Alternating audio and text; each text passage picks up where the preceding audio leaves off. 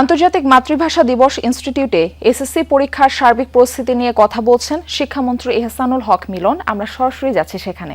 না, আমি আগের দিন রাত্রে কোথায় গিয়ে থাকবো, কি করবো, এটা বলা যায় না।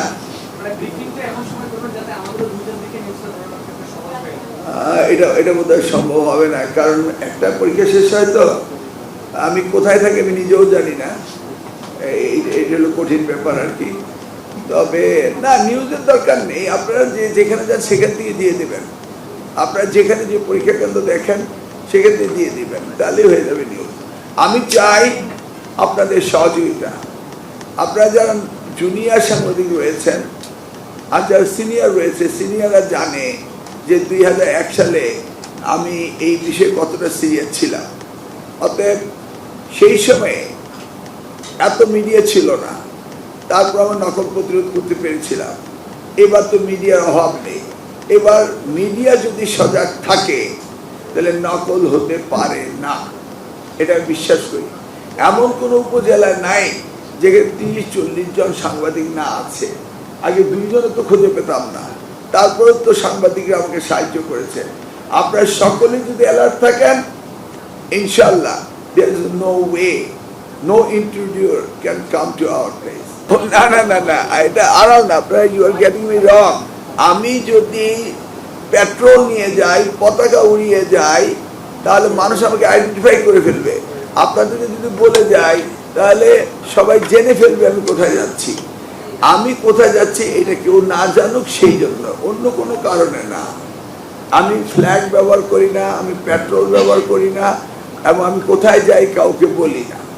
এটা বললে তো সবাই জেনেই যাবে, তাহলে তো হলো না। আমি যে এক্সামিন করতে যাচ্ছি ওরা যদি আগেই জেনে যায় তাহলে লাভটা কি?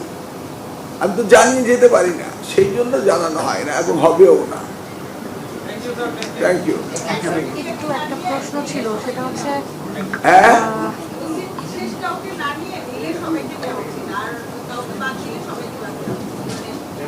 না আসলে বিশেষ কাউকে নেই।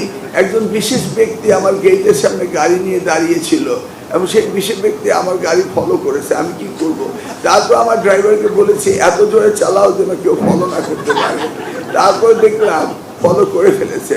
এখন আপনারা যদি আমার গেটের সামনে দাঁড়িয়ে থাকেন, আমাকে ফলো করেন, তবে আমি ওনাদের রিকোয়েস্ট করেছি আমার সাথে ভিতরে ঢুকবেন না, কেউ ঢুকেনি, ওরা বাইরেই ছিল।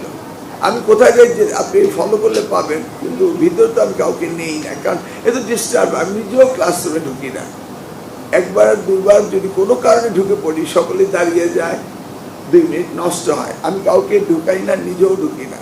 আমি জাস্ট দেখতে চাচ্ছি পরিবেশ কেমন হচ্ছে, বা আমার আগামী দিনে কি করা উচিত, কোন জায়গাটি আমার ত্রুটি রয়েছে, কি করলে আমার ভালো হবে। এই যে সারা বাংলাদেশে আমি ঘুরলাম, আমি শিক্ষকদের সাথে কথা বললাম জানার জন্য, সামনে পরীক্ষাকে কেন্দ্র করে আমি এই কথাগুলো বললাম।